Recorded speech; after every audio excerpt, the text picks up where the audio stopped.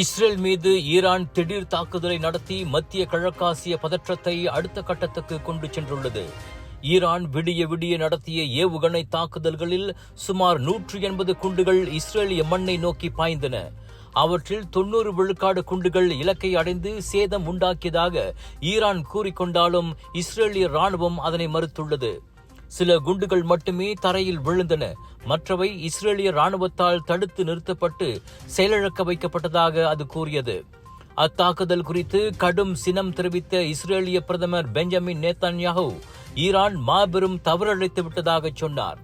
அதற்கான விலையை அது கொடுத்தே ஆக வேண்டும் என கர்ஜித்த நேதன்யாஹூ ஈரான் நினைத்து பார்க்க முடியாத அளவுக்கு விளைவுகள் மோசமாக இருக்கும் என சூளுரைத்தார். எனினும் சொந்த தற்காப்புக்காகவே ஏவுகணை தாக்குதல் நடத்தியதாக ஈரான் தனது செயலை நியாயப்படுத்தியுள்ளது. குறிப்பாக ஹமாஸ் ராணுவம் மற்றும் ஹெஸ்புல்லா தரப்புகளின் முக்கிய தலைவர்கள் கொல்லப்பட்டதற்கு வஞ்சம் தீர்ப்பதே அந்நடவடிக்கையின் நோக்கமாகும். தலைமையை இழந்து தவிக்கும் தொண்டர்களுக்கு வேண்டி இஸ்ரேலுக்கு எதிரான சபதத்தை முடிப்பதாக ஈரான் அறிவித்துள்ளது.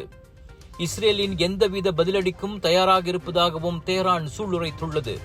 பாலஸ்தீன ஹமாஸ் தலைவர் இஸ்மாயில் ஹனியே, ஹெஸ்புல்லா அமைப்பின் தலைவர் சையத் ஹசன் நஸ்ரல்லா உள்ளிட்ட முக்கிய தலைவர்கள் இஸ்ரேல் ராணுவத்தால் அண்மையில் அடுத்தடுத்து கொல்லப்பட்டது குறிப்பிடத்தக்கது.